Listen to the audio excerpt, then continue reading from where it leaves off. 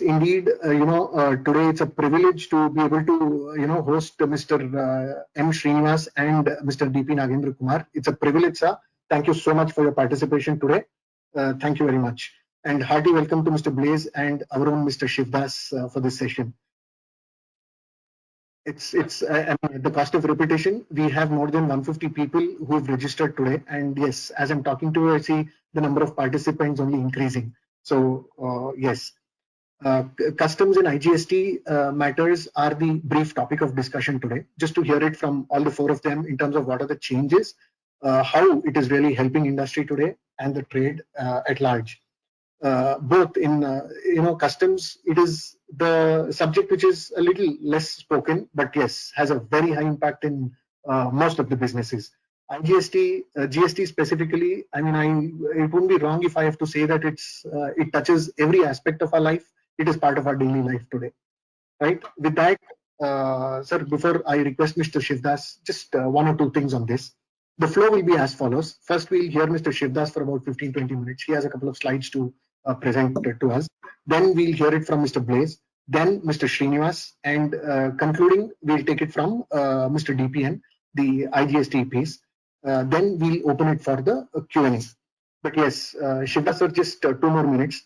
I definitely take this opportunity to acknowledge and give a very big round of applause to the Karnataka zone of CBIC. I was speaking with Mr. Amitesh a couple of days back, and he was mentioning, saying, there are more than 25,000 packets of meal which have been dispersed by CBIC during this time. Congratulations and fantastic, sir, for that. If I have to just maybe give a brief introduction for today's topic, then yes, over the last maybe a month or so, we have had quite a few relaxations, both on the customs and the IGST side, in terms of extensions, in terms of a few exemptions, and more quite a bit on the administrative side, so that the hassles, the difficulties that otherwise could have happened given the current situation is the least.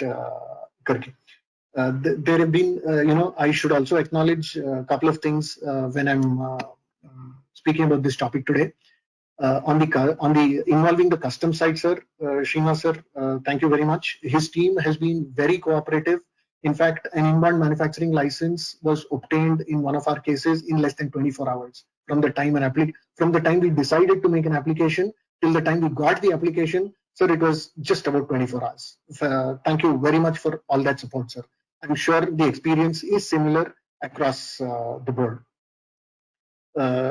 With this, and once again, a very big round of applause to the CBIC Bangalore, specifically on the distribution of more than 25,000 meal packets.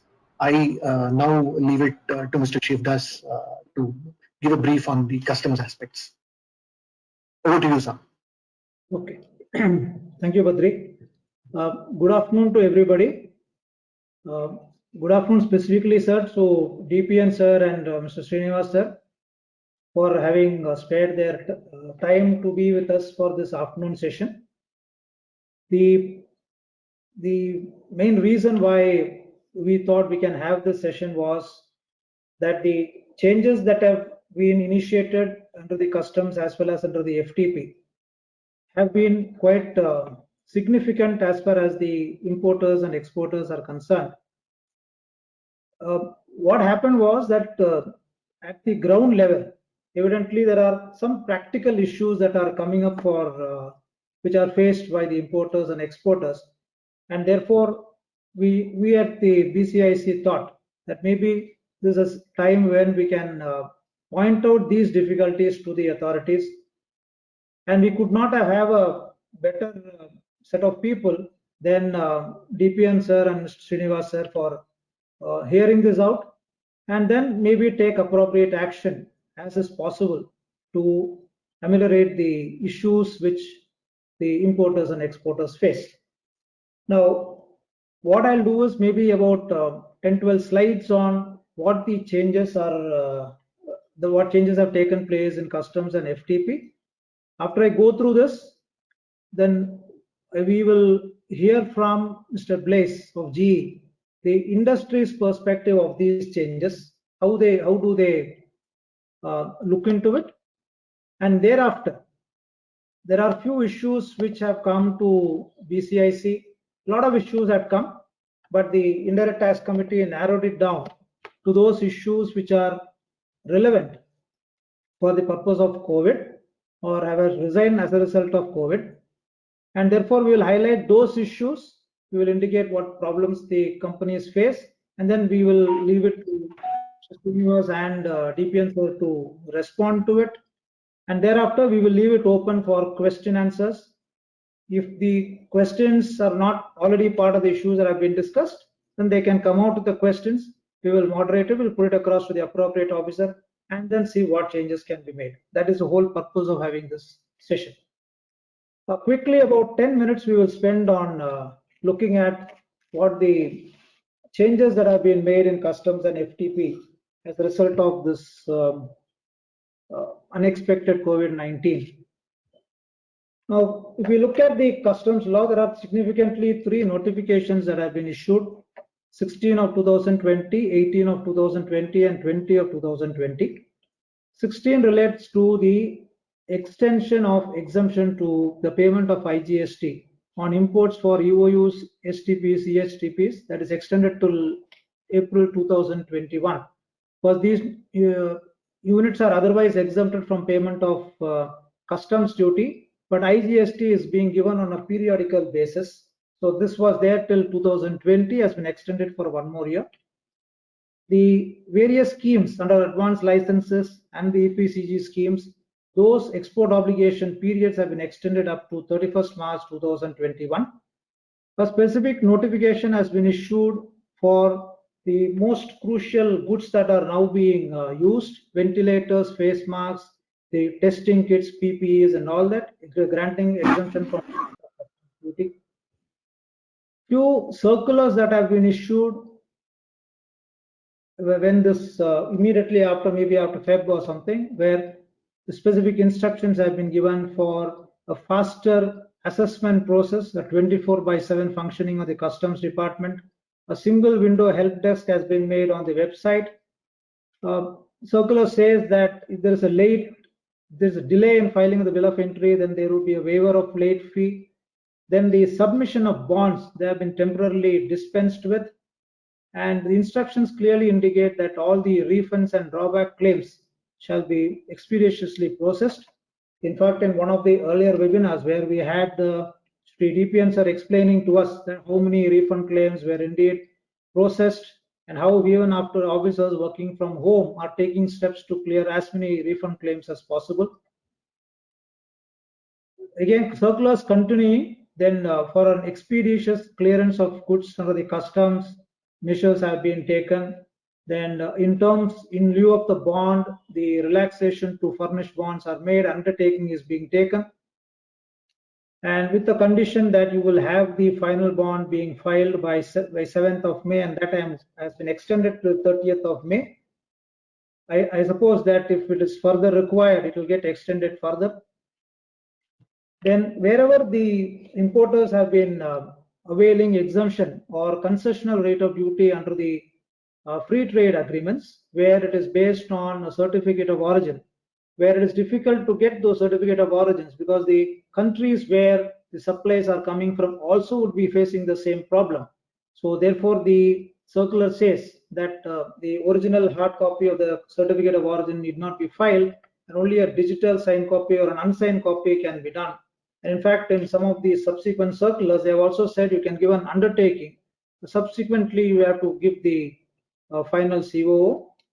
Then they have also said that the electronic out of charge will be given directly to the importers or their brokers. Then the 2 things which I thought I should also point out before I get into the DGFT notifications or under the foreign trade policy, which I thought a word of caution to all the importers and exporters when people come and ask me about all this, is that while there is the relaxation for a faster clearance of goods or for furnishing of bonds or for the furnishing of COOs, all the importers and the exporters have to be clear that even when they furnish this on a provisional basis, they have to be clear that there can't be wide variation in terms of the declarations that are made, either in terms of the goods or the specifications or the countries or the value additions that are being made. But these are all significant aspects in terms of assessment and payment of tax. So the importers and exporters, the anxiety to clear the goods, they should not get into a difficulties of complete variation between what is being given now and what is to be given later, because you can't amend bills of entries other than what is the documents that are available on the date of clearance, even if it is provisional basis. So these are all small cautions which importers and exporters need to exercise when even when the relaxation is being made use of by them. Under the DGFT, the foreign trade policy, a lot of notifications have got issued specifically with reference to the exports of the active pharmaceutical ingredients, sometimes the exports of masks, ventilators, and the various textile materials. The government has been moving it under the foreign trade policy from free to prohibited, etc. So those are all part of the government's policies. Then export of hydrochloroquine also was initially allowed subject to certain conditions, and now subsequently that also stands deleted. More important is the existing foreign trade policy from 15 to 20, which was supposed to expire in 20, has been extended by 1 year up to 31st March 2021. This automatically also would mean that the various CPCG authorizations also get extended, and the validity of imports made during a particular period, say from 1st February 2020 to 31st July 2020, also gets extended. Then the handbook of procedures, the corollary of extension of the foreign trade policy, has also got extended to March 2021.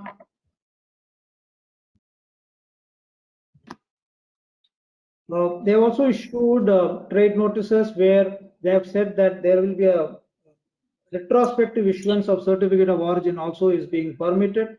Digitally signed certificates are to be permitted. And when for exports you need a certificate of origin, then you can give, there is an online platform for issuance of this preferential certificate of origin. So all these significant changes have been made. A few cautions, of course, the importers and exporters have to exercise when they are operating under all these relaxations being given. But on a broad basis, it is my experience that it is during this time, COVID-19, the government has been quite proactive in trying to liberalize the procedure as much as possible. Though you can't have a substantial change in law only for this particular period, but wherever relaxations are possible, circulars have been given. So all your camera switch off all the time. Yeah. Okay. Okay. Hello. So therefore, I would definitely appreciate the measures taken by the government from time to time for all this. While from a practitioner side, we have indicated what could be the what are all the changes, and then the cautions that have to be exercised. Before I get into the issues, I thought we will leave it to Blaise to give his perspective of these changes from the trade's perspective, so that after that we will always get into the issues and then leave it to the officers to respond to the issues that are being raised before we get into the QA. Over to you, Blaise. Thank you, sir. Thank you, Siddha, sir. And I would really also want to thank Mr. Srinivas and Mr. DPN, sir, for spending time with the trade to listen to us. It's a very good occasion for us to place before you, sirs, the entire the thoughts we have. There were a couple of pages I did also, maybe 2 pages, just very simple ones to start about and talk, to. So I don't know if Rupa or Ritu, can we show the pages up?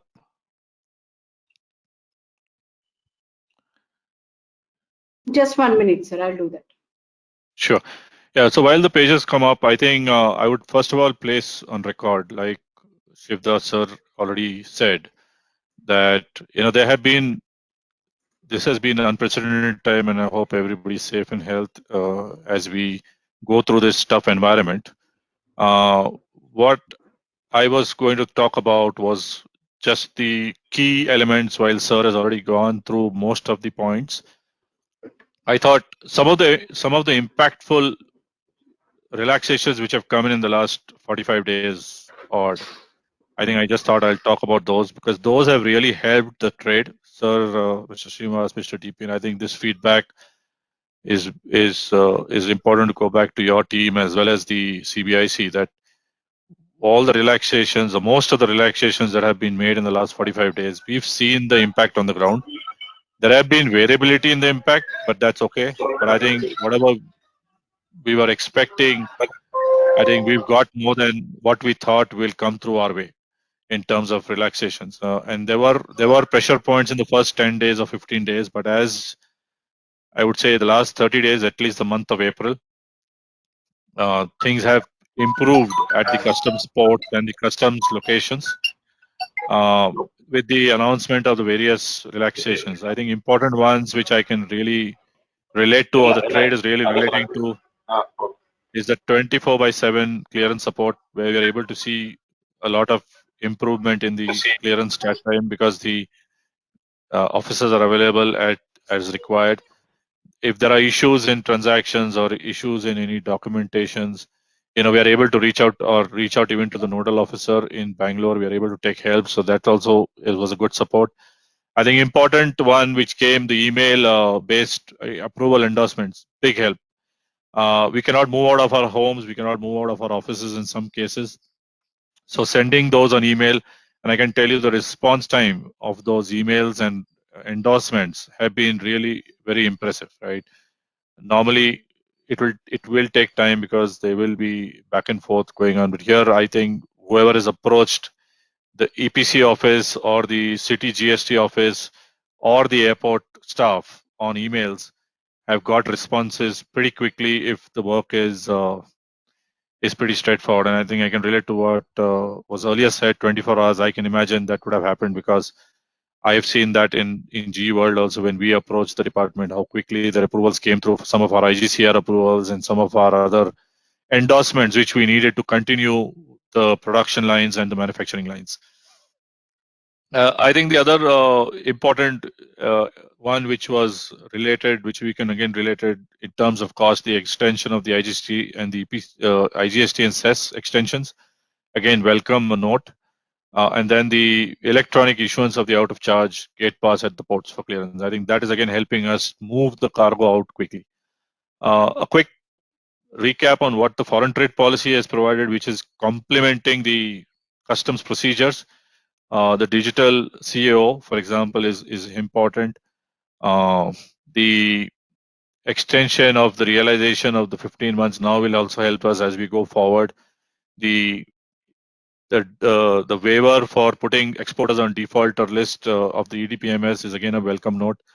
So I think overall, if I look at this page, all the points here in some form or shape has helped trade tremendously. I mean, there's not one company which I think can complain much.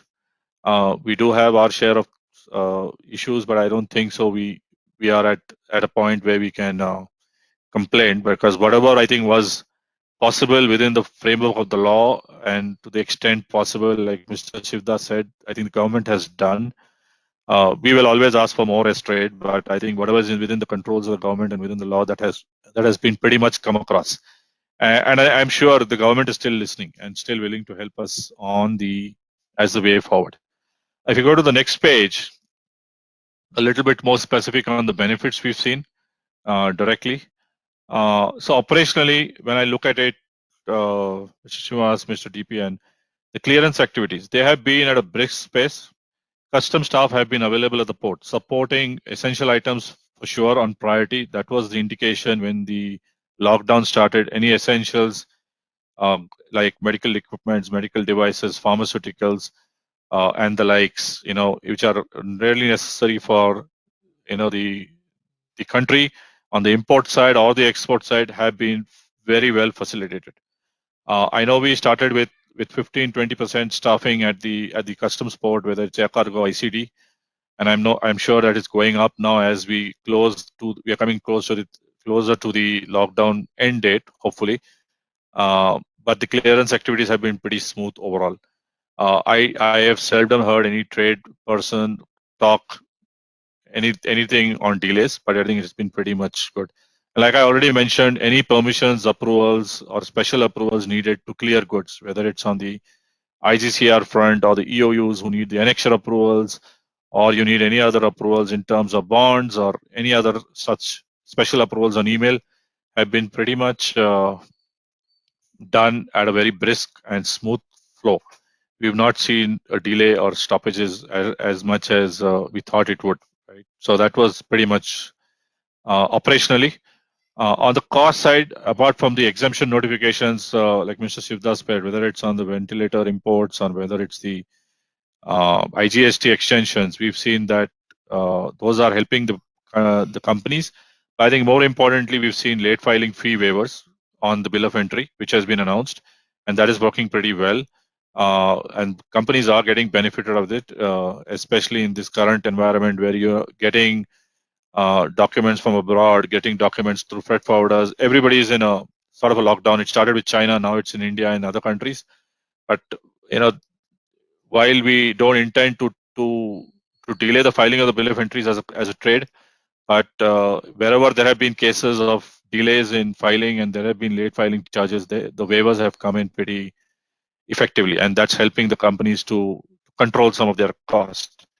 The other thing is on the demurrage fees. I think the shipping industry has also announced demurrage waivers, and the custodians are providing it. Air Cargo is giving it at 50%, and seaports are giving it 100%. So that's a little bit of a concern. I think it should have been at par at 100%. So that's one ask from the trade, if we can be represented through your offices, that if the demurrage waiver can be 100% at Air Cargo, especially as I lead into the support we need or the support we think will help us further. We have seen one big issue at the Air Cargo, a huge delay in parcel identification at the custodian warehouse. I think that's primarily because of limited staffing, especially at the Air India SATS warehouse. It takes average 2 to 3 days to identify parcels, or at least 48 hours minimum to identify parcels, especially for cargo which has come in the first 15-20 days of April.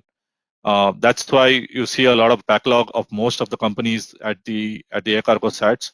The trade has been interacting with the Air India SATS team, but it's still pretty slow. That is further delaying our clearance even after we get the customs procedures through RMS in 24 hours or 48 hours. Searching the parcel and taking charge and delivering it outside the Air Cargo is taking quite a bit of time. And this is also giving a lot of space constraint at the port, which is now leading to some of the parcels being kept outside in the open area because of space constraint inside. And that is also leading to some issues on quality, on the the parcels getting damaged due to the rain and other issues, especially if it's sensitive goods and perishables. So that's one big help, I think, which we would request your intervention and support if we can, as a because I know I think your input to the Air India SATS team would really go a long way for the trade to, and as we open up, as the trade opens up in the next week, and with such a big backlog, it will only add to the chaos if the Air India SATS is not geared up to satisfy. I heard that they're working at only 20% or 15% staffing, but I think if it's possible that staffing can go up and some other alternate measures can be done, because we don't see this issue in the Menzies warehouse. Not that much of an issue. We are able to identify parcels quickly, but Air India SATS is a big challenge today as we speak in the trade. The other area, I think, where we think we can definitely improve maybe on non-RMS shipments, maybe shipments which are repair shipments or return shipments, where we are able to get support, additional support on assessment and inspection. That will again help the trade to further speed up the process. There are already customs officers helping and working dedicatedly, and I think it's only an additional request if we can speed up, because there are quite a few shipments under this category also, I hear, at the port for various companies which have come in the last 1 month, which needs assessment or inspection. And if the inspection can be done at a marks and numbers level for especially the AEO AEO2 and AEO3 clients, that would really help. That would really help the most of the trade fraternity, right? If at least the AEO fraternity gets the benefit of just marks and numbers inspection, I think if that trust is given and that support is given, that will really help us move cargo faster. And I think the last point on this, where we think about support, is about the staff availability for the NOCs required under various other agencies. I think there again we've seen on and off staffing from other agencies like the ADC in Drug Controller Office or the PQC or any other agencies. I think there have been on and off officers available, but as a consistent process, or if there's some sort of consistency, then again that will also help us really move cargo up. And I think one point which not on this page, but I think which can also help us is about the courier cell. If we can get some adequate staffing at courier cell, DHL Express comes in with a lot of cargo. They were not operating flights for the first 10-15 days of April. Now they have started operating quite a few flights, whether it's FedEx or DHL. Again, if we can get some support of additional officers, I know it's constrained, but within the constraints, if we can get additional support on the courier cell side at the air cargo, that would again help us a lot. So I think in sum and substance, sir, it's an overwhelming support by the customs authorities at the air cargo Bangalore as well as the ICD. I know officers are attending trade and trade members requests and calls even late in the evening, including you, sir, Mr. Srinivas. Whenever we've reached to you as a trade, I've got very positive feedback that the entire air cargo complex team, all the officers, whether it's ICD or air cargo, are supporting trade within the entire framework available under these current situations. And I think we as trade appreciate. We know that we will always ask for a lot, but I'm sure whatever few additional support I would say is requested by the trade, that would be considered favorably, and then we can work with you together for sure over the next few months, the next few weeks and months, because even after lockdown, I'm sure there's going to be a lot of support needed for the trade as we come back to normalize our life in the next few months. With that, I thank you again, Mr. Srinivas and Mr. TPN, for the time and for listening to us patiently on the trade side, and for all the support you and the teams on the ground at Air Cargo and ICD have given the trade. Thank you, and over to you, sir. Back, Mr. Shivdas.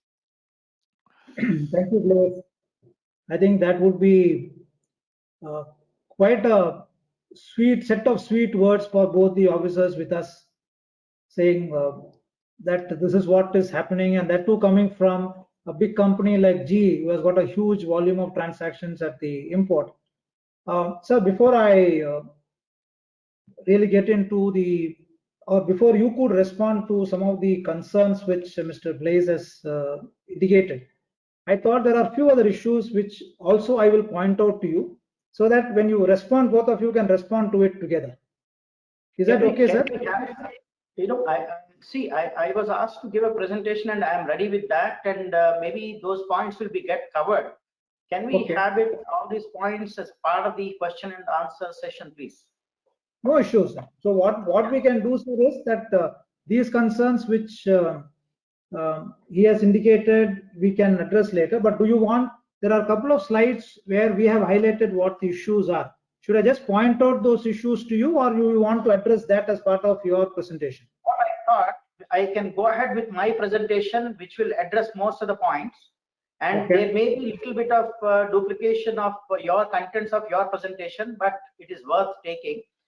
And thereafter, DPN sir also can say a few words, then question and answers. That's what I thought is ideal. No issues, sir. We will leave it to you. What could get covered as well. Absolutely. In fact, the issues which we wanted to highlight from the chamber was sent to you, sir, from Badri's mail. So I think if you could address them, and then we will see if anything else is to be addressed, we can always take it as part of the Q&A. And the issues sent to you also has certain issues on GST, where I think DPN sir can step in. That's right. When DPN sir is there, no company. No, when DPN sir is there, no company would like to ask a question.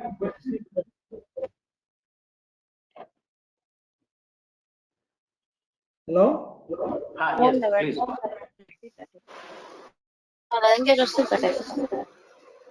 Somebody should mute. Okay. No, sir, I was pointing out.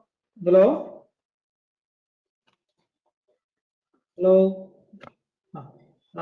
So what we will do, sir, is we will get into your presentation, and thereafter we will have That's the right. GST issues being answered by DPN. Okay. Rupa, request you to make Srinivas sir as the presenter.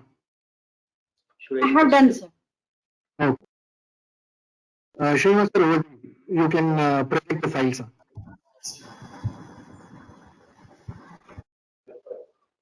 Okay. Are you able to see my first slide? Yes, sir, we are able to. Yes. Good evening, Mr. Shivadas, DP Nagendra Kumar sir, Principal Chief Commissioner, Central GST, Mr. Blaze, Mr. Badrinath, Ms. Usha, and all the participants. Good evening to all. And I appreciate the points raised, but I thought first I'll quickly go through my presentation, and which should answer most of the points, and thereafter we can take rest of the points. My presentation covers the following, and I segregated the various initiatives taken by CBIC and the government in general into the trade facilitation and procedure relaxations, change in law, exemptions or waivers, then the customs business operations on electronic media to ensure ease of doing business and the social distancing, then the procedural relaxations, then coordination with other ministries, agencies and stakeholders, special drive for the disposal of refunds, drawback, the social responsibilities discharged by the department, and thereafter question and answers. Friends, as you are aware, much before the COVID crisis was realized in India, in the month of February itself, the government decided to go for 24/7 operations for customs, and we issued the necessary trade notice to convey the officers who will be attending the customs clearance during out of the office hours, as well as on holidays, even public holidays, etc. And I found a large number of stakeholders who are able to avail that facility, and we were effectively provide 24/7. And I appreciate all my officers who have been attending to the job in the odd hours, particularly giving clearance to the COVID related material like PPEs, COVID kits, reagents, which are emergency. They come in the ice box and all that. They need to be cleared in very short notice. And so by and large, the system of functioning on 24/7 we have adopted well, and it is working well. And as far as the staff requirement in certain areas like the non-RMS, etc., flagged by Mr. Blaze, I will certainly look into, and we will provide necessary staff so that there is no hold up, and from customs side we effectively handle that in the minimum possible time. And the next measure that is taken is a COVID help desk created on our website, and all the policy decisions, notifications, circulars, instructions, they are placed there. And there is a system. The board has also introduced a system of appointing nodal officers for all the zones, and the list of these nodal officers is also placed in this COVID measures help desk. And the details of these nodal officer were publicized through a public notice, And my officer, Mr. Anirudh S. Kulkarni, is receiving 8 to 10 calls every day. That clearly indicates that the system of nodal officer attending to the COVID related during this lockdown period is working very effectively. Then we are also we have also sensitized all our officers and has been coordinating with all the government agencies for effective clearance and quick and very fast track clearance of the various critical goods, particularly related to the COVID, medical equipment, ventilators and ventilator parts, drugs and pharmaceuticals, testing kits, PPEs, etc. And during this process, we also came across the requests for fast track clearance in respect of certain consignments like the personal computers, laptops, etc., with the networking equipment and all that. One example is that Cognizant cleared a huge consignment of 15,000 PCs and networking equipment, which was cleared in less than 5 hours. And that was a record, such a huge consignment, and they were extremely happy. And this was done on a odd hour by the officers designated for attending to the 24/7 operations. We have been taking special care for clearance of incoming passengers from various countries, right from the during the period when the inflow of the foreign passengers was still on. And now we are also attending on a daily basis at least 2 to 3 in Bangalore and all over the country, maybe about 10 to 15 flights for evacuation of the passengers from India to different destinations. And we have created the necessary separate channel for such passengers, and the officers who are attending those passengers are taking adequate measures by using the PPE, etc. Because if they are affected, it can affect the whole society. So all care is being taken to ensure social distancing and health screening, etc. Then coming to the changes in law, the important aspect is that all the timelines, whatever time prescribed in the law for various purposes like filing of appeals, furnishing of returns, or any other compliance under Customs Act or Customs Tariff Act, which is expiring between 20th March to 29th of June. The last date for such purposes, the statute requirements, is extended to 30th June. And this was brought in through an ordinance dated 31st of March 2020. This is a very important measure which was warranted due to the lockdown and the social restrictions and the lack of public transport, etc. And I'm sure thousands of people will be benefited, and they need not worry about the lapse of time, etc. And they can avail this opportunity, and 30th June is the now due date for all such purposes. Then coming to the exemptions, the IGST compensation says, IGST and compensation says exemption on the imports under the advanced authorization and EPC schemes have been extended. They are extended till 31st of March 2021. The notification is 18 of 2020. Another very important exemption, which was already covered by Mr. Sivadas, is the exemption from the basic customs duty and health cess on all COVID-related items, the equipment and the masks, personal protection equipment, the testing kits, etc. And not only these, but also on the inputs which are required for manufacture of these items required for this critical period are also exempted from the basic customs duty and the health cess.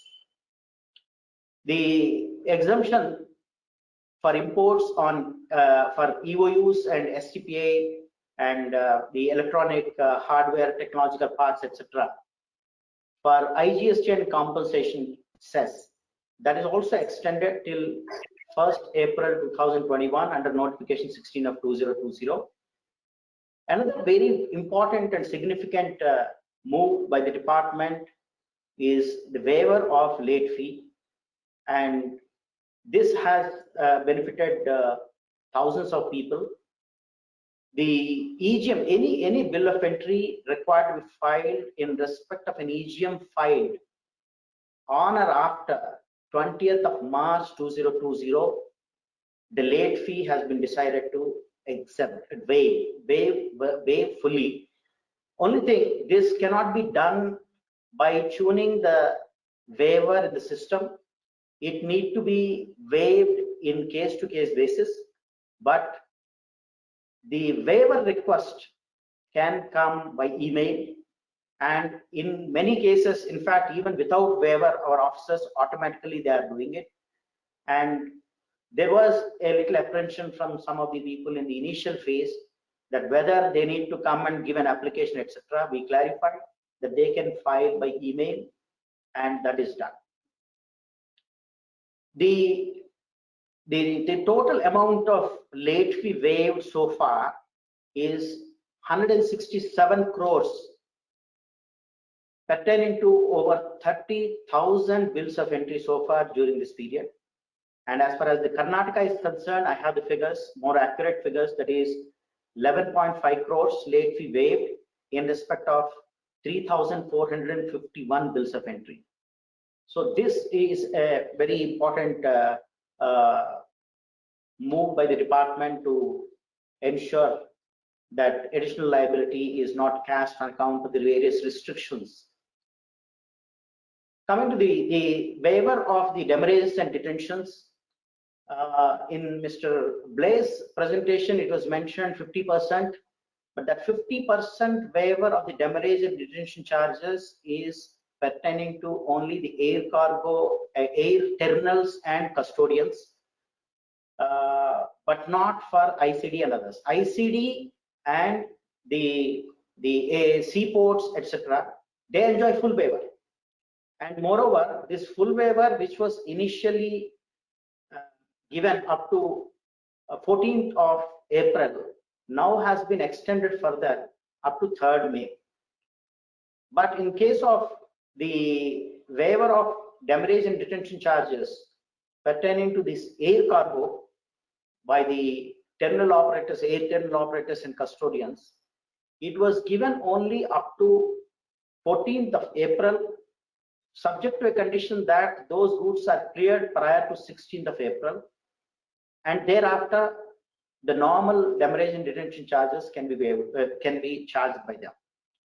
This is an issue which is being represented by many people. I received at least 5 calls on this, and we have flagged this matter. We are waiting for the response. This is within the purview of the Ministry of Civil Aviation, not within the CBI's purview. The customs has adopted several electronic mode of business process, and all the requests for the purpose from the 100% EOUs, STPAs, several importers, exporters, any request can be given by email. And in fact, we have been entertaining such requests seeking permission for clearance of the laptops and computers, networking systems, etc., from STPAs to the residences of their employees, based on a list given, not individual requests, based on a list given by the company indicating the name, address, and the description of the items by email. We have given permissions, and that had so far led to taking 14,971 computers by various STPI companies to the respective residences of their employees, which will ensure work from home. The CBIC, the entire administration is now functioning based on video conferences and the WebEx mode. We have conducted the recent CCFC meeting on 22nd of April with all the members of the CCFC. I also participated in a webinar conducted by CII recently with regard to inbound manufacturer, AEO, and various recent customs trade facilitations due to the COVID, etc. Another very significant measure to ensure social distancing and avoiding the physical movement of the people to attend the government establishments is conducting personal hearings on virtual platform, and CBIC has issued very detailed instructions with regard to conducting personal hearing on through video conferencing on 27th of April. And in fact, today in ICD, the first such video conference, the personal hearing through video conference has already been held by my officers. As was already mentioned, that out of charge and gate pass is being given in the electronic medium by either, I think Mr. Blaze has mentioned it. This is another very significant move. CBIC has launched the delivery of the PDF-based electronic gate pass, electronic out of charge, and also the final copy of the bill of entry, which will go by in the form of an email to the customs brokers and importers. And this is introduced across the country on 15th of April 2020. And the typical gate pass looks like this. I'm not sure whether the participants are able to see this. And this is the out of charge document. And these documents, at the top right hand corner, there is a QR code. And this QR code can be scanned with the help of an app called IceTrack. This IceTrack is a freely downloadable app which is available for my officers, custodians. And by scanning this QR code, they know the genuineness of this document. And on tracking, on scanning, the result of the scan looks like this. It indicates the document number, document date, the port, the code, port code, whether it is the document type, whether it is bill of entry or what kind of document, the value involved in the goods covered by the document, the duty, and the status, the document status, that is the out of charge has been given like. So these are the various business processes which have been made through electronic medium to ensure ease of doing business and also to ensure social distancing and avoid and save time and energy of all the stakeholders. Other procedure relaxations include the requirement wherever bond is to be given to under the Customs Act for various purposes like the project assessment or an end-use bond or a warehouse bond. Basically, they require a stamp paper to execute a bond, and the department is aware that the availability of the stamp papers is a difficult situation now because of the lockdown conditions. So it was decided that it can be a simple undertaking, but the pro forma is almost the same as the bond, but it can be given on a normal letterhead that will be accepted.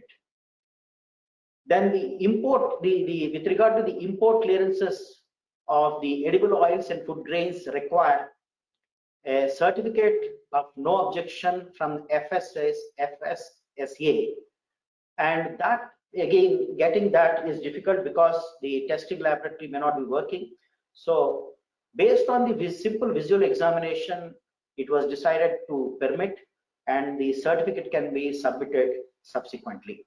And the time period for submitting that certificate from FSSA is extended now till 30th May by letter 16/4/2020. The goods imported under the free trade agreements, they need to submit the country of origin certificate. This was already covered by Mr. Blaze. And for this, they need to just give physical copy is not required. They need to give email, and that will be accepted. And this is covered by, in fact, the DGFT trade notice 62 of 2019. the department has department at all levels, at the board, the ministry, at the journal level, and at the lowest formation, up to the lowest formation. We have been coordinating with all the departments, and that is proving to be very, very effective. And in fact, interaction with the district administration and the police department, we could solve a lot of issues. Several people were able to move their goods from here to from our ICD Bangalore to Chennai with the help of our officers. Another very, very significant decision by the department is to launch a drive for disposal of the refunds and drawback. Basically, this is to ensure that the immediate relief is given to the business entities, especially the MSMEs, because the cash in their hands will help them to handle the situation like the financial crisis linked to the lockdown conditions. The latest figures indicate that the IGST refunds, this IGST refund is the one which is equivalent to the earlier rebate being sanctioned now by the customs. It is not the IGST refunds being processed and sanctioned by the GST department, and those details my senior colleague Sri DP Nagendra Kumar may be able to provide. But the IGST refunds being sanctioned by customs during 9th April to 28th April is 5,115 crores, and the one which is given in brackets down below that figure of 78 crores represents the IGST refund sanctioned in Karnataka customs by the customs of Karnataka, and they pertain to 2,16,963 bills, shipping bills. You can see the volume being attended during the lockdown period by the officers.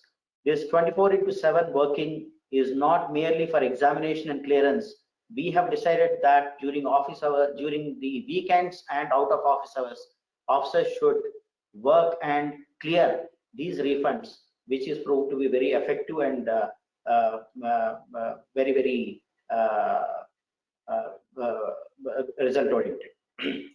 Similarly, we have been disposing of the offline refunds. So far in the country, 161 crores was cleared in 690 cases, and as far as the Bangalore is concerned, Bangalore Customs 8 crores disbursed in 34 claims, and in several cases, my request to the participants, and maybe they may be able to communicate, as far as the offline refunds are concerned, the pace is not adequate because we are not able to get the required documents. In most cases, there are deficiencies, and unless the relevant documents are submitted, processing the refund claim is not proper. Rejecting the refund claim without obtaining the document will go against the principles of natural justice. So we are communicating by emails, requesting them to come and submit the documents, or they can scan it and provide the documents over email, and that is sufficient. And based on that, if we can complete, fair enough. Failing which, we will be conducting the personal hearing through video conference as per the recent instructions. Coming to the drawback, we have in the country at the national level, 108 crores has been already sanctioned, and as far as the Bangalore Customs is concerned, it is 12 crores. In Bangalore Customs is also the Customs Department as a whole has been participating in various activities with a view to discharge their social responsibility. As a relief measure for other countries battling with several shipments of critical drugs and pharmaceuticals were sent, and they were facilitated by customs officers out of the office hours and on a 24/7 basis, and by giving priority. And some of the shipments, of course, are the donation from the Government of India. The customs officers across the country are generously contributing for the distribution of food and relief material, etc. And as far as the Karnataka COVID Action Group, under the leadership of Sri D.P. Nagendra Kumar, has distributed, Mr. Badrinath was mentioning about 25,000. Today's latest figure is 31,300 numbers of cooked food packets were distributed, about over 10 tons of dry ration, over 4 tons of vegetables and fruits, and several PPEs to health workers. Free homemade masks were distributed, and we are also distributing milk, biscuits, sanitary napkins, and interestingly, there are several workers from the other states like Orissa, Bihar, who have requested for recharging their mobiles to have a contact with their near and dear, which we acceded to and recharged. Over 100 people were recharged with the required, the mobiles were recharged so that they are in a position to contact the people. So this concludes my presentation. And coming to the various queries raised, shall I? Sir, if you shall I take up the questions one by one, or what do you how do you propose, Mr. Das? What I suggest, sir, is we have sent to you some of the issues. That's If right. you could clarify those issues, because that's an aggregation of some of the that came to us. So if you clarify that, then I think then we will see what questions are there in the question. Okay, they are before me. I'll run through this. The first Yes. one is exempting or waiving the payment of warehouse charges and demurrages. This I have already covered. I would like to reiterate that the demurrages and detention charges by the custodians and terminal operators in the ICD and the seaports has already been granted, and in fact that was the initial phase. The customs department took initiative and we had issued advisories to the custodians and terminal operators, and that was followed by the interaction and coordination with the ministry at the ministry level, with the ministry, with the DG Shipping and the Ministry of Shipping. That resulted in issuing orders by DG Shipping sanctioning the ordering the waiver of these demurrages and detention charges. And this was initially up to 14th of April. Now that is extended to 3rd May. Similarly, the Ministry of Civil Aviation also came up with a order waiving the demurrage and detention or charges by the air terminal operators and custodians, but that was not full waiver. It was only up to 50%, and that was only restricted to 14th April again, with the condition that such cargo should be removed by 16th of April. So far, we have not received any further extension order for the demurrage charges, even this 50%. That means after 16, they are at liberty to collect 100% of the demurrage and detention charges. That is with regard to the air custodians and air terminal operators. This issue, we have flagged it, and this is within the knowledge of the board and ministry, and we are awaiting. We have been receiving some references over telephone and some emails have also come, but it is beyond our purview. We have referred them to the custodians. It is up to them to take a call. Coming to the penalties for the delay in filing bill of entry, I already covered in my presentation. There is no penalty, actually it is the late fee. That late fee in respect of the bills of entry filed belatedly with regard to the EGMs filed on or after 20th March, it was decided to waive unconditionally. And so far in Bangalore, we have waived 12 crores. The total waiver of the late fee is 12 crores. At all India level, it is 167 crores.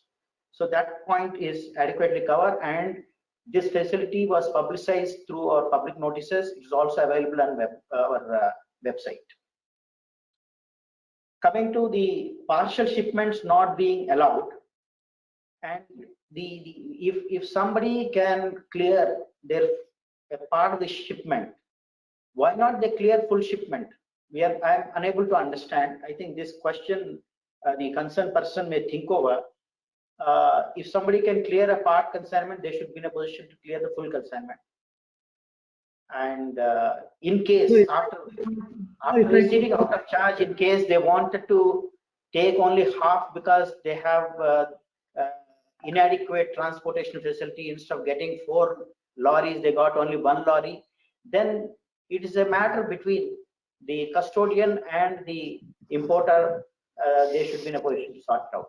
Yes, Subhajal Singh, you wanted to say something on this. In fact, the second part of your answer is what the concern was, that the non-availability of the vehicle, people to move it, etc., I think is creating problems on some of the importers. Earlier, there was a possibility by which they can take commercial shipments and retain the depending upon the requirement. Now, the whole thing has to be moved depending upon how availability of facilities are. I think that's where the problem appears to be. Yeah, I appreciate it. I certainly appreciate there must be problems with regard to arranging adequate transportation, number of loaders, etc. Fundamentally, if somebody wants to clear a part of the consignment, they have to amend their bill of entry, and that requires further processing. So, and then maybe the best way is to complete from customs point of view, they should complete the process of clearance. But one facility can be exercised by them. Under Section 49 of Customs Act, any person in respect of any goods imported, they can prefer to keep it in a public bonded warehouse. We in fact issued a trade notice on this, offering this facility liberally to any person, keeping in view of these restrictions and the limitations during the lockdown period. I suggest the concerned importer can avail this facility by sending an email. We will be, and then the customs broker can coordinate, and that facility can be extended. Hope Okay, that would solve the problem. Okay, sir. Yeah. Okay, the next issue is difficulties in locating a shipment. This was flagged by our friend Mr. Blaze as well. I think in Air India stats, there is a serious problem. This has been brought to my notice just now. In fact, we have called for the availability of space in various terminals and the places where the goods are imported or exported, export sheds and import sheds. The report shows that 30% of AA Stats place is vacant, but this report is about 3 weeks old. Maybe off late because of the lesser clearances or maybe restrictions on account of lockdown. The space might have been occupied. We'll take care of this, and this cannot be on account of the shortage of the officers, because we have a system of gathering the details of clearances on a daily basis. It clearly indicates that there is a significant growth in the quantum of clearances in the air cargo. As far as the courier is concerned, they are never pending beyond 2-3 days. And in fact, in case there is a delay in filing of the bill of entry, I have no comment, but no bill of entry is pending beyond 1 day from the customs side, at our end. So we will look into this. We will have a meeting with the AA Stat, and if required, we can even permit conversion of the adjoining place or the place meant for exports if a part of it can be required to be spared for stacking the consignments of import. Temporarily, we can permit that. But my guess is that because there is a problem in attending having less workforce, loaders, etc., maybe they are not stacking the things properly, and that is leading to taking time in identifying a particular consignment. Maybe after out of charge, I was told it was during the Mr. Blaze mentioned that after out of charge it's taking 2 to 3 days. That is unfortunate. That speaks of disorganized stacking and mismanagement, maybe by the custodian. It is beyond our purview, but whatever little can be done from the customer's point of view, I assure you we will do it to ensure that this is eased out. Coming to the next certain importers undertaking labeling, relabeling. This was mentioned by Mr. Blaze also. In fact, the labeling and relabeling can be done in their own premises, not for only the T3, even T2 and T3 both are permitted. Secondly, there was a circular by the board, that is circular number 3 of 2019, customs dated 31/1/2019. This particular circular permits doing this labeling and relabeling in any bonded warehouse. Earlier, there was a notification, there was a circular which restricts such operations, and it permits such operations only in a bonded warehouse which is registered under section 65, that is for manufacturing operation. That's right. But that condition was relaxed, and this circular 3 of 2019 dated 31/1/2019 certainly permits labeling and relabeling of the MRP based valuation goods, the goods which are valued based on the MRP. That can be done in any bonded warehouse, and that is a very simple process, and I'm sure many people may not be knowing this, and kindly please flag it to the concerned people. Just one. Yeah. Just one. Please tell me. Sir, I think what was told by the concerned that even if you want to move to another bonded warehouse, the situation today is that most of the bonded warehouses are functioning to its full capacity because of the accumulation of cargoes. Therefore, even to move to bonded warehouse and keep it there, there is no space in the receiving bonded warehouse either. Therefore, how do we do? See, if the limitation is with regard to transportation, transporting to a warehouse where already goods are already clogging has no meaning, and it is not possible because anyway transportation is not available, isn't it? Correct. Correct. So such people can do the labeling and relabeling in the premises of the custodian itself. If transportation is possible, they should look for a warehouse where there is adequate space. So this is a practical problem which a concerned person only can solve, and it is not within the hands of the customs. Our system cannot much help, but whatever relaxation that can be given, that has already been given by the circular 3 of 2019, which permits doing this, transferring these goods to any customs bonded warehouse, even without the requirement of taking permission under section 65 of the Customs Act. This is a very big relaxation. I think people are not aware of this. They may be thinking that it need to be taken only to a warehouse already, which is also having the permission under section 65, which is not required. It can be taken to any private or public bonded warehouse. I think once this is conveyed, we should address the problem. If still there is problem, specific cases may be brought to our notice.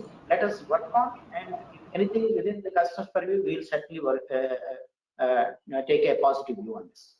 Okay, sir. Sir, two more small issues are there. Maybe you can look at it, and then we will go to DPN for the GST portion. Please. Mr. Shivdas, I got only 2 queries. Ravi, just 1 minute. 2 more issues are there, which I just want to highlight to Srinivas sir. Thereafter, we always have these questions later on, because I think your list of queries, let me just exhaust it. Next one is refund of duty and drawback against the all India rate.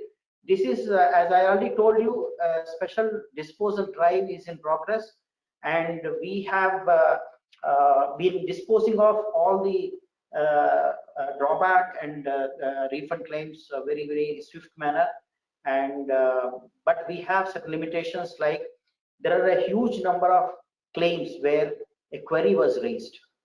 There are certain claims where the test report is yet to be received, and surprisingly, in certain cases, the testing charges were not paid by the exporter. For want of payment of the testing charges, the testing agency is not releasing those test reports. There are cases where the EGM errors are there.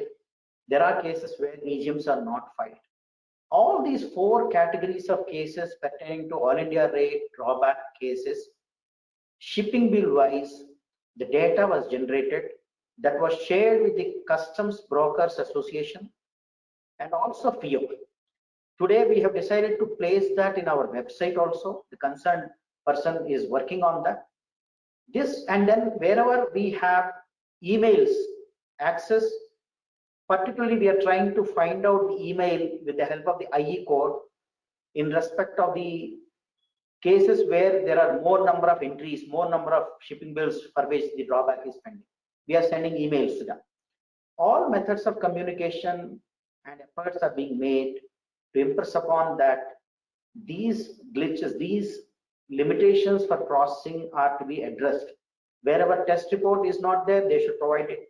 Wherever the EGM error is there, they should provide the correct information so that we'll be able to correct it. Wherever EGM is not filed, this concerned shipping agency should be approached and they should file. Wherever query is raised, query raised cases are in thousands actually, about 17,000. We wish the query is replied. If they don't reply, then it is difficult, and maybe we have to dispose that after waiting for some time. In fact, we have issued a public notice conveying that in case they don't respond in respect of the query and test report cases within a period of 2 weeks, 2 weeks we mentioned, I think the time period is mentioned in that. If they don't, then the claims will be decided on merits based on the available information. There are some cases where the dispute is between 2 different rates. Is it 3% or 2%? I am giving an example. Maybe test report will help in giving the 3% in support of their claim, but otherwise they are eligible for drawback at the rate of 2%. I am giving a hypothetical situation. If we don't get the response and the test report, then we have decided that at least we'll allow at the lower rate admissible as per our assessment and complete the process. Either we reject or we allow partially. In both cases, the claimant can again come back to department within 3 months with a supplementary claim.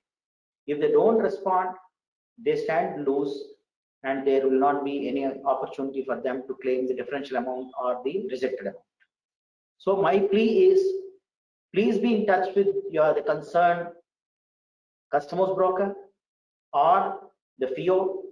In fact, FIO members, 3 of them are constantly contacting people, it seems, with the data they have based on the data which we have given. They are doing wonderful job and supporting us. We are exploring every possible method to ensure that these drawback claims with this kind of limitations, legal hurdles, to be resolved so that we effectively dispose them off legally and judiciously. So this is please convey to all the concerned. Okay, sir. The next one is, yes, sir. To the remaining issue, the one issue that, specific to maybe the manufacture of PPEs, medical equipment, is that while the inputs used in the manufacture of this in the PPEs, etc., I think there's an exemption available. But if there is an equipment that is used to manufacture it, or any services that are imported for the purpose of the manufacture, there doesn't appear to be a specific exemption. So the question was, is it possible for the government to consider not necessarily the PPs per se, inputs of the PPs, anything connected to it. Can there be an exemption given? I know it's a policy. This is what they wanted to do, that they can represent it. It is well taken, and let me first tell you, the impression that the capital goods are not eligible for inbound manufacture is not correct. The capital goods are also eligible for the same benefit as that of the inputs when they are imported for inbound manufacture. Inbound manufacture scheme was introduced with effect from 1st October 2019, and there are a set of rules, new rules are framed, regulations are framed, sorry, they are regulations, that is manufacture under warehouse regulations 2019, manufacture and other operations, manufacture and other operations in warehouse regulations 2019. As per these regulations, even capital goods can be imported with the facility of deferment. And section 61 provides for, once capital goods are installed, there is no time limit before which they need to be cleared. So as long as these capital goods installed within the manufacturing premises for inbound manufacturing, within the premises registered as a warehouse for the purpose of inbound manufacturing, as long as they remain there, there is no liability towards customs duty. Suppose after certain years, maybe 10 years or 5 years down the line, they wanted to remove it, then the system of depreciation and other regulations will operate, and maybe they need to discharge, they need to discharge duty on such depreciated value, just as it happens in respect of the EOU as on today. Sir, So I think the benefit on capital goods is very much available. I will give a very recent example. Messrs. Wildcraft, a manufacturer of actually the school bags and other items, he now wanted to diversify because of there is a huge demand. They wanted to manufacture the personal protection equipment. They applied online, submitted documents online, and this was mentioned by Mr. Badrinath in his initial remarks that we had given the required license and permission for inbound manufacturing for the purpose of import of the capital goods for inbound for the purpose of inbound manufacturing within 24 hours. So the impression that capital goods are not eligible for inbound benefit under inbound manufacturing is not correct. As far as the service is concerned, I would like to just examine that, and we'll get back. Okay, sir. Can we go over to DPN, sir, for the issues on GSTs? Yes, please. Yes, sir. Thank you very much. Thank you, sir. I'm muting it, DPN, sir. And Srinivas, sir, I think we are extremely grateful to you for providing this clarity on various issues. Anything is there, we will again come back to you, sir. Yes, sir. Over to DPN, sir. Sure. Thank you. DPN, sir, sorry, sir, for keeping you waiting throughout this. I think this is one of the very rare cases where the last speaker is DPN, sir. For us, it is always the first response comes from DPN, sir. So sorry, sir, for this, because I thought it will not take much time. We leave it to you, sir.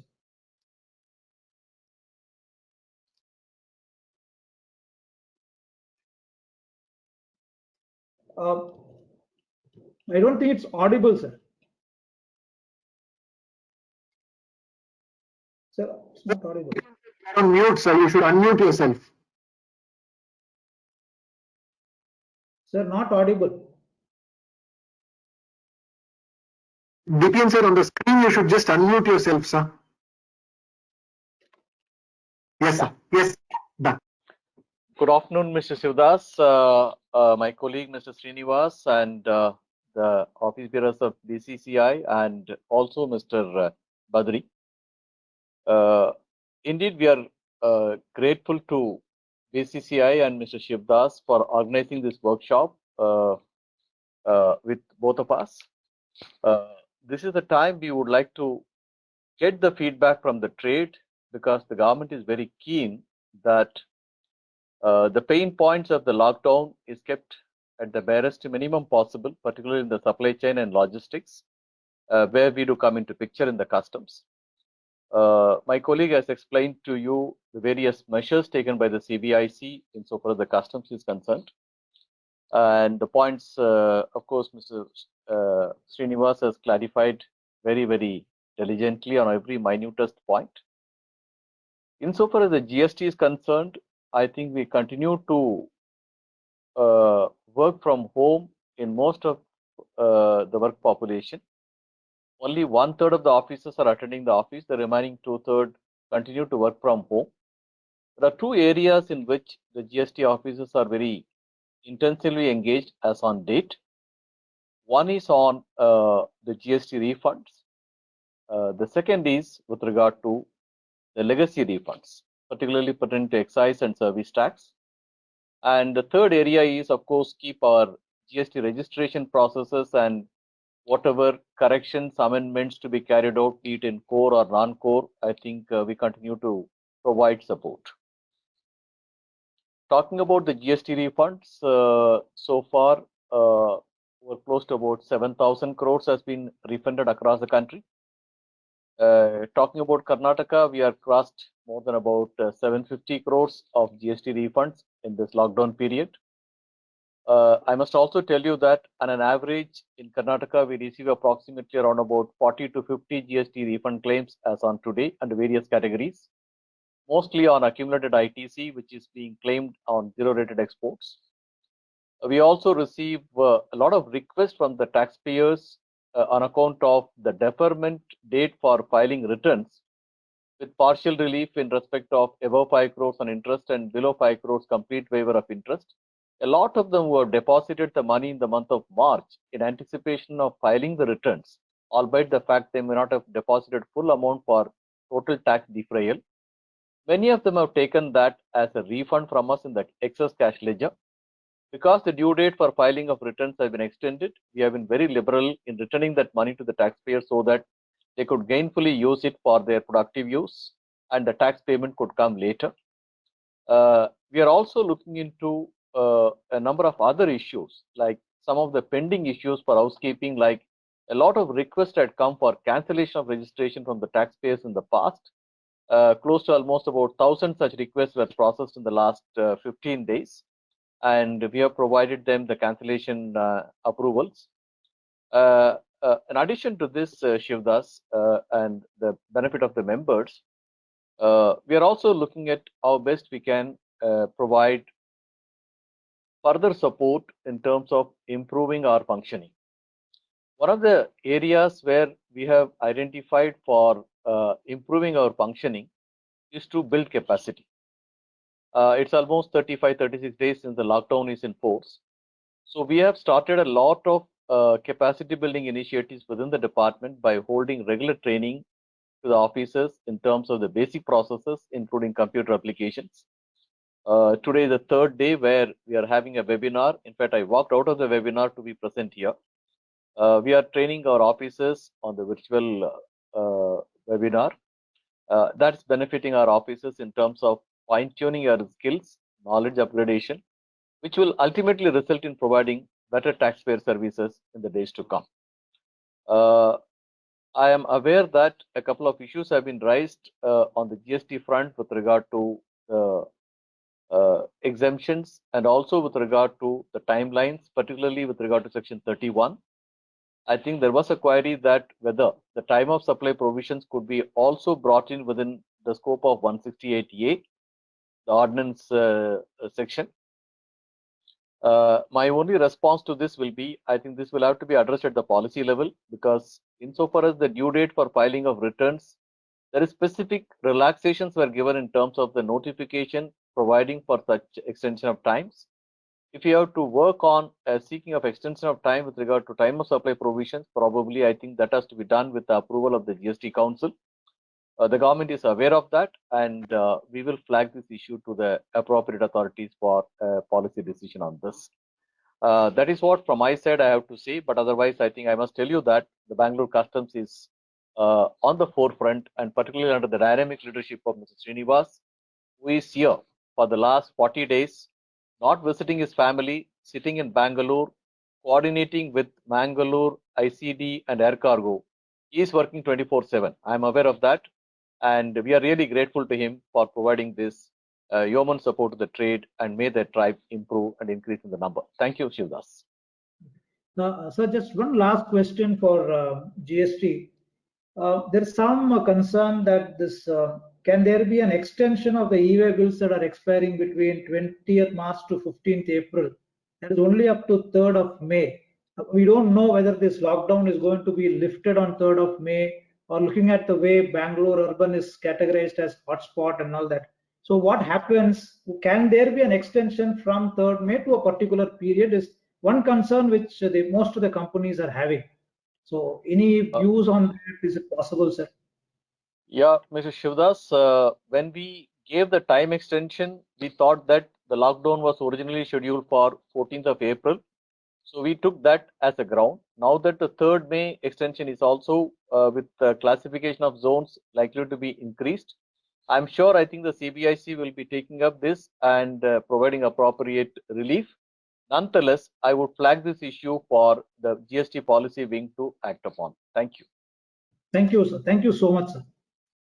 We now, the time which we are now, in fact, we are run out of the time, but for questions, any questions are there, please put it.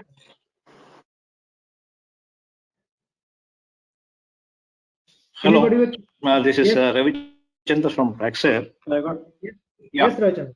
two questions, I think, on the relaxation. Yeah, one is the AEO renewal, whether it is time limit is postponed. Authorized economic operator renewals. Srinivas, sir. See, That is one. once Second is what you call.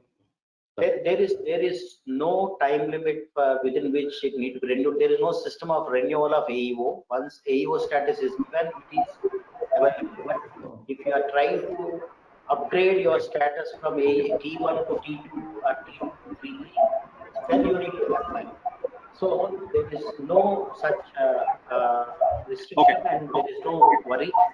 And you can rest assured that your AEO status will continue. What's the second question, Ravi? Second is, yes, second is I think on the what you call waiver of the late fees and storage charges, demurrage. It is not happening in Bombay. There are no complaints in Bangalore. But in spite of the what you call board circular and other things, we have been asked to pay interest penalty as well as the detention charges. And mostly in Navasheva. I'm not sure whether and non-essential imports are getting cleared late. Ravi, I think not being implemented. That's what I mean. This issue concern. it may not be fair. I'm sure Mr. Rajiv Talwar is Chief Commissioner Navasheva. He's very proactive, and you can even tweet or send a mail. I'm sure they will coordinate, and you can simultaneously flag this to DG Systems. Sorry, DG Shipping. They will take note of it because it is an order passed by the DG Shipping and also supported by. Am I audible? Yes, I think somebody there's a background. Now it's okay. Yes. Yeah, the waiver of demurrage and detention charges extended up to 3rd May 2020 by Ministry of Shipping and DG Shipping. Both are in the same. Their orders issued to the custodians and the terminal operators. So in case they are not complying with those orders, I'm sure that you should flag it to the Ministry of Shipping as well as DG Shipping. Simultaneously, you can also flag it to the concerned customs formation. Perhaps they'll be able to coordinate the matter. Thank you, sir. Further questions? Sir, thank you. Any question? Hello. Yeah, yes, please. We are a software company. We want to import few hardware items. Can we import now? Yes, So what is the question? Because you can't Yes, ask. certainly you can import. Hello. Certainly you can import. Okay. Okay. Okay. Thank you. Thank you. Thank you. That is quite an anticlimax. No. We have replied to his question. If he has anything more, I request all the members attending this webinar, feel free to mail your queries to ccu-cusblr@nic.in. CCU stands for Chief Commissioner's Unit. Hyphen. CUS is Customs. BLR is Bangalore. And we are on email, NIC email service. So CCU-CUS BLR@nic.in. In fact, we have set up a help desk. Any queries coming, they are analyzed and we respond immediately. Thank you, sir. Any further questions? Yes, sir. This is Karthikeyan. Yeah. Good evening, sir. Good evening. So this recent custom notification 20/2020, which allows import, which allows exemption of BCD and cess. In that regard, serial number 5 talks about input for manufacture of item mentioned at serial number 1 and 1 to 4 above, subject to conditions that importer follows the procedure set out in import of goods at concessional rate of duty rules. Sir, my query is whether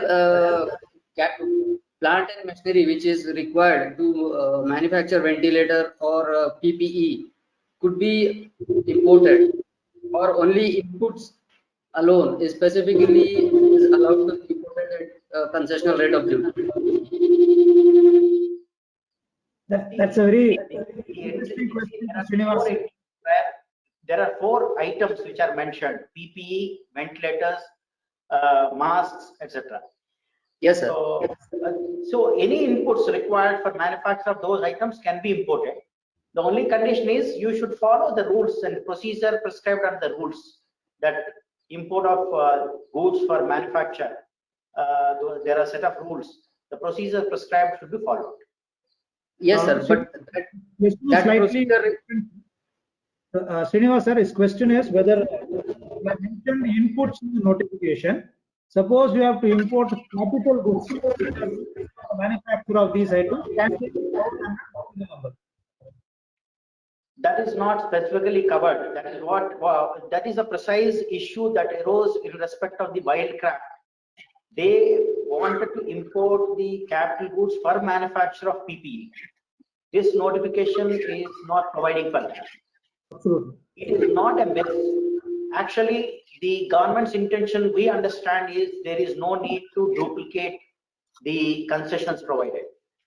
The import of capital goods by inbound manufacturing method, which was introduced through the manufacture and other operations in warehouse regulations 2019, with effect from 1st October 2019, that provides for, and the relevant notification also provides for, import of capital goods. Therefore, if you wanted to import capital goods for manufacture of any of those items, you can certainly avail the facility, the scheme of inbound manufacture scheme that should address your problem. This is the solution we provided to even Wildcraft, and their consultant was also very much convinced, and they applied online, and we gave it within 24 hours. That's how we took this. Thank you, sir. Hope it addresses the problem. Shivdas sir, I have a question. Prakash Rao from Biocon. Yes, please. Sir, we got a peculiar situation wherein that we are operating as an SEZ and we are in need of masks for the use of our employees. But there is a restriction by the MOC circular saying that the masks cannot be exported. So when DTA is supplying to the SEZ, they are citing this notification 52, and they say that they cannot supply to us.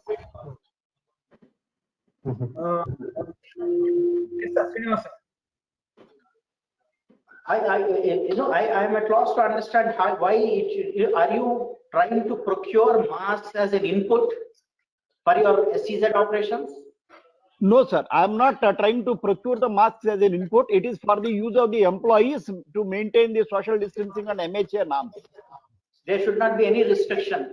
I think they are thinking that this should be treated as, maybe they wanted to claim the supply as an export and claim the benefits. But no, we said that we are ready to pay the duty also. But they say that there is a specific restriction. Hence, they cannot supply it to us because it is deemed export. There should not be any problem. I think their impression is wrong. Sir, but a clarification in writing would help us. Benefit for supply to SEZ, there should not be any restriction.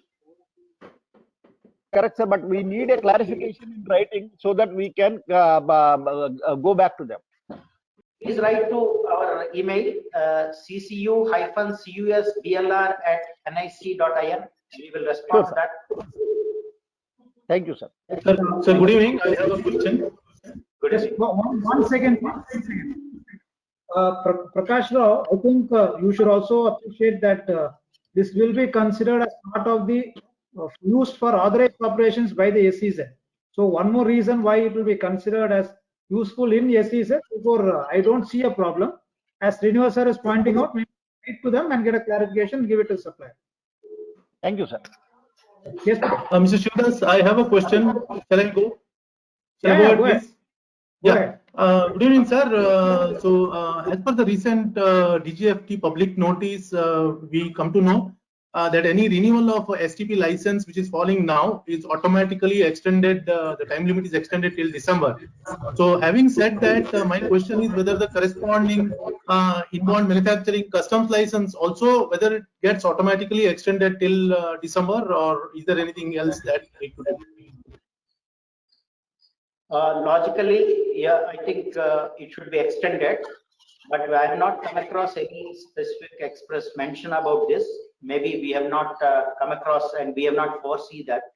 We did not foresee this, but you take it for granted that it will be done, and it is very logical claim. So, but make a reference to us so that we will also place this before the board and give you a very clear clarification.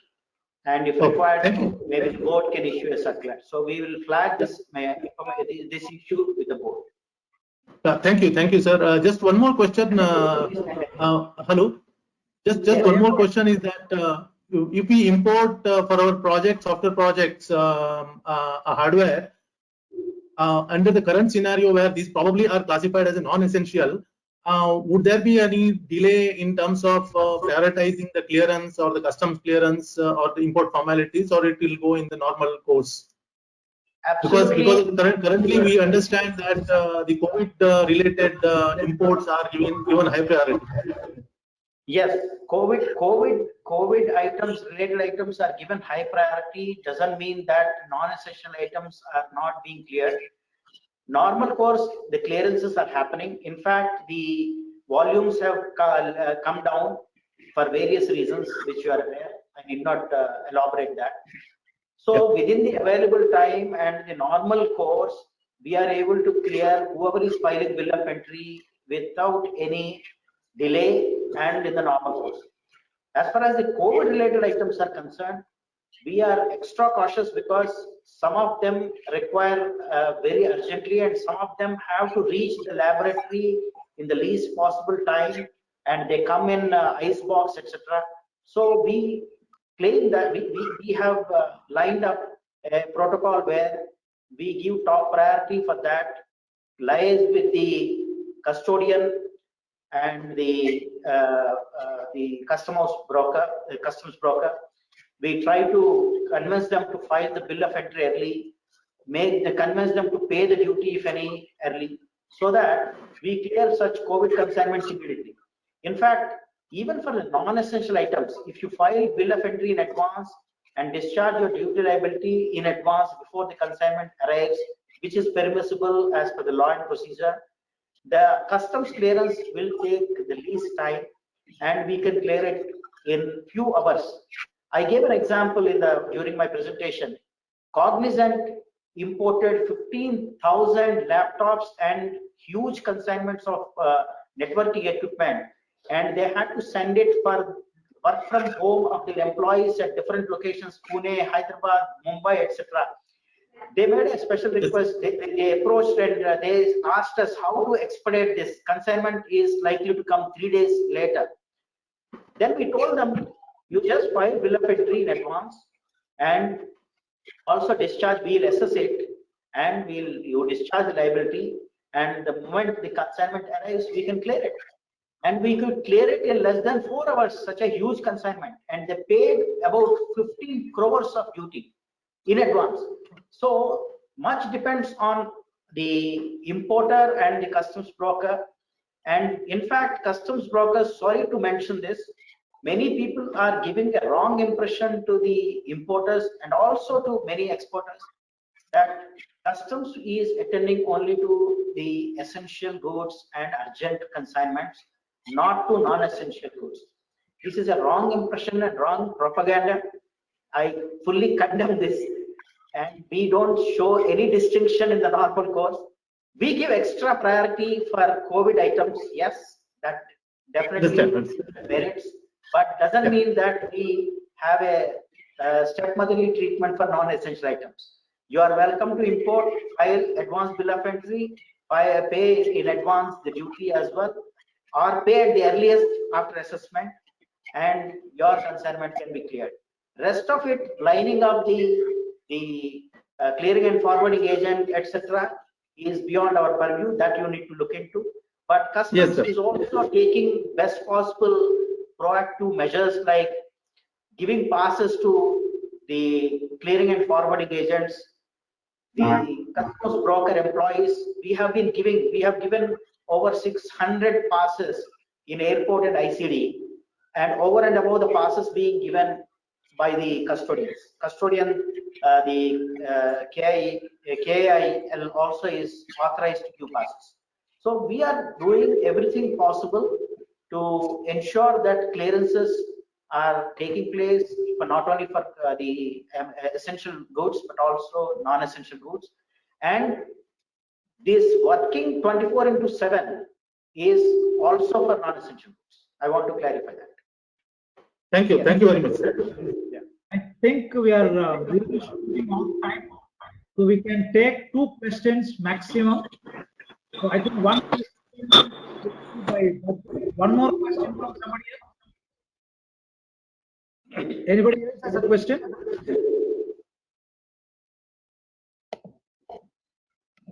Okay. So Shubha sir, I have 2 things on the GST side. So DPN sir, clarification of circular in this regard could help. On the GST, there is this within 180 days from the date of the invoice, the input tax credit would have to be. So given the current situation and given that all compliances have been extended for this period, maybe something like excluding this period of 3 months or whatever that period is, in computing this 180 days would be a lot of good, sir. On the tax credit side. The point is well taken. I think we have covered several situations on our 13/4/2020 circular. Yes, sir. All these issues which are required mandatorily to be extended because obviously the receipt of consideration could have been delayed or the input tax credit cannot be reversed. We'll take it up and the policy wing, we will sensitize them to clarify so that it is very certain to everybody in the field. Thank you. Sir. Sure, sir. Thank you so much. So just one last one before we finish, Shiva sir. This on the refund side, again on the GST. Sir, there is this circular 125 and then subsequently now we got 135 which says, for all the refunds, as long as it is there in the it should be processed. Sir, there is a small disconnect at the field level is what I believe, because circular says everything that is there in the 2A has to be processed as refund. Unfortunately, sir, the taxes that get paid on the reverse charge, whether it is on domestic services or international services or even the IGST on import of goods, don't figure in the 2A. So there is a slight confusion at the field formation whether this should be granted or not. Maybe a clarification on this would do a lot of good, sir. I would certainly take it up. I think in as much as the 2A view will not be available for a self-deferral on the reverse charge basis, as exporter or the refund claimant is very much eligible for claiming the refund. If necessary, Yes, I will issue an internal circular to all the internal instruction to the officers to overcome this deficiency in their dealing. Thank you so much, sir. That will be very nice. Thank you so much, sir. I think it's time we leave Srinivas sir and DPN sir back to their place. We have debriefed them for almost more than 2 hours. From BCIC, from on my personal level and from all the participants, sir, we're extremely grateful to both of you for sharing your time, for giving us positive response. The reason why when we have a seminar and then we have DPN sir and somebody else and you are there, the response is so good that they could have responses which where it is possible, where it is not, they are told that it is not possible. Thank you so much, both of you, sir. Look forward for having any other response. Let me always pick it up with you. Thank you so much, sir. Both. Thank you all. Thank you very much for organizing this, and we are extremely happy to be a part of this. Thank you. Thank you, sir. Thank you, sir. sir. Just one last thing before Ruth calls it a day and calls this seminar a close. Thank you to WTC also, because without their participation, we wouldn't have been able to get this kind of response. Thank you, boss. Thank you, WTC. I think Bose was on the line. Can we have Bose concluding remarks? Thank you, Shivdas. I'm here with a happy note on behalf of the Bangalore Chamber of Commerce and World Trade Center. I'm concluding the session. We express our gratitude to Mr. D.P. Nagendra Kumar, the Principal Chief Commissioner, Mr. Srinivas, Chief Commissioner, for sparing their valuable time as well as attending to all our queries. Thanks Mr. Shivadas and Mr. Blaze for putting across in a summarized way all the grievances and the problem of the business community. Thank to all the participants for actively participating in this session. Thank you very much. Thank you, sir. Thank you all of you. Thank you. Thank you. Thanks. Rupa, over to you. Thank you very much. Thank you. Thank you very much, sir. Thank you.